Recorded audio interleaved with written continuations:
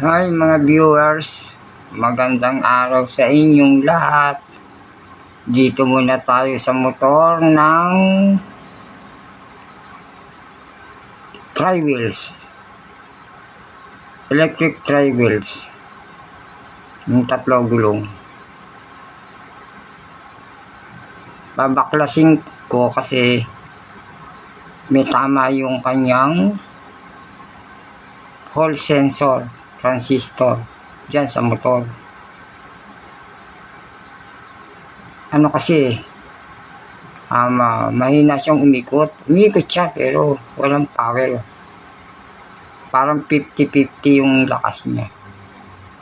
Yung pala may diferensya yung kanyang transistor hall sensor.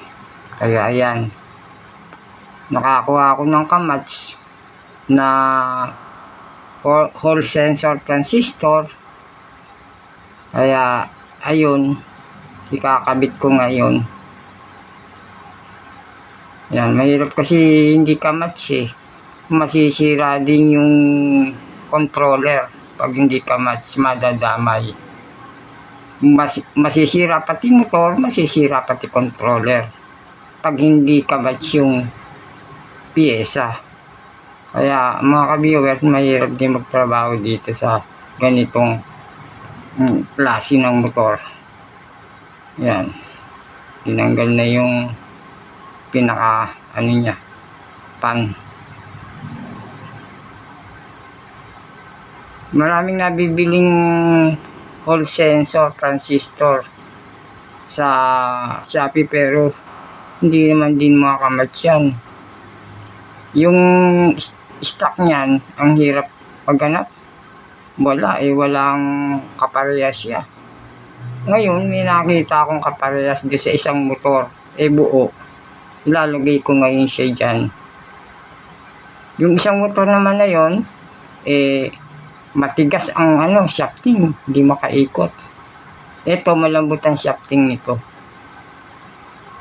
Ayan, napipihit ng kamay ang shafting yan kaya maganda yan.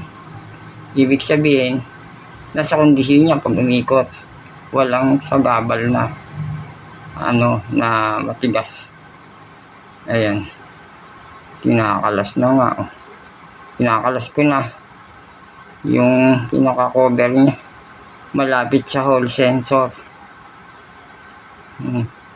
Pag natanggal yung takip na yan, diyan ko nadudukutin yung transistor hall sensor niya. Ayan, pero medyo matagal to. Ayan, magduduktong pa ako ng mga connection dyan sa loob niyan. Medyo mahirap din yan kasi minsan mahirap tanggalin yung cover na yan. Yan, pag talagang dikit na dikit, saka ingat ang pagpukpok dyan, baka mapingas yung mga gilid. Yan ang mga mahirap dyan yan, hindi mo pwedeng pukpukin yan ng matigas, ng sobrang lakas. Lang medyo banay lang ang pukpok. So mga ka-viewers, ayan, natanggal na. Ayan, mahirap din talaga yan mag-repair niyan mga ka-viewers. Kung dito lang sa hall sensor, hindi pa gaano mahirap yan. Pero pag yung magpapalit ka ng wiring sa loob, yan uhugutin mo yung shafting na yan. Yan ang mahirap mga ka-viewers. Maggugot ka ng shafting, hindi mo pwedeng pukpukin mo ng pukpukin yan, baka madisforma. Ayan, kaya ang pukpuk lang dyan, dahan-dahan. Yan, yung gilid niya pinupukpuk lang bagya yan para umatras yun yung kabila. Pag nag-awang na yun na 1/4, ayan na yan, 1/4 na, may awang na yun na 1/4. Ayan, kaya lang pinupukpuk ko yan para paghugot mo ng transistor hall sensor, ayan, hindi na iipit. Ayun na yun. Ayan, hugutin ko na yun. Ayan. Ayan. Hinugot na. Ayan. Eto, kinabit ko na yun. Kaya lang duda ako dyan dahil di magka-match. Kaya hindi ko na tinuloy subukan dun sa controller. Baka masira eh. Kaya sinigurado ko yung ikakabit ko ika-match ng circuit.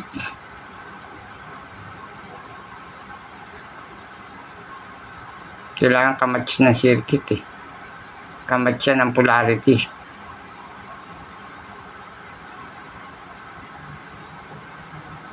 Parehas yung kanyang resistance. Kailangan parehas. Isa lang dyan na sumablay na hindi parehas. Hindi yan tatakbo. Sigurado yan. Ayan o. Dahil may nakuha na akong kamatch, papalitan ko na yan. So ganun lang mga viewers. Ganun lang. Yan. Tatanggalin ko yan eh. Idudukto ko na lang dyan yung kamatch na Hall sensor transistor. Yan. Nakuha ko na eh.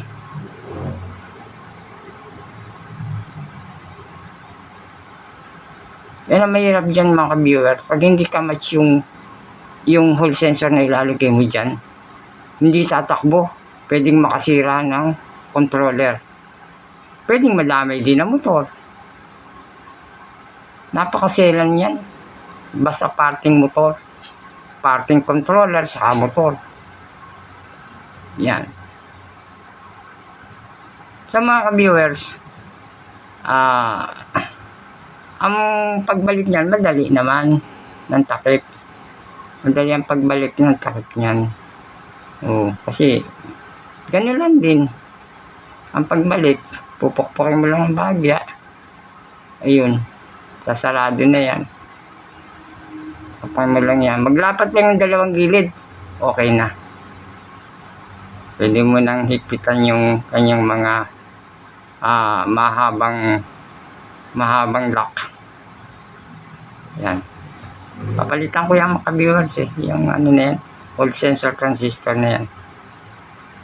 Palitan ko na yan. So mga viewers, matagal pati kasi pag natapos, testingin natin, pakita ko sa inyo yung takbo ng motor.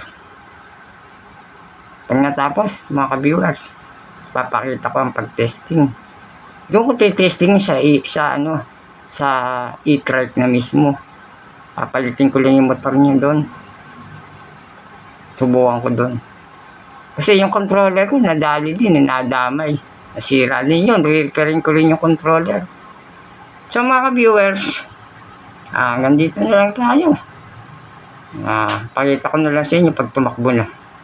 So, magandang araw. Salamat sa inyong pagsubaybay. Salamat sa inyong panonood. Sana mag-subscribe na rin kayo sa akin. Mag-like. Para tuloy-tuloy tayo sa ganitong gawain. Kahit mahirap, tinatrabaho ko para lang may maipakita sa inyo. So mga ka-viewers, hanggang dito na lang ako. Sige, magandang araw. Salamat. Thank you. Bye.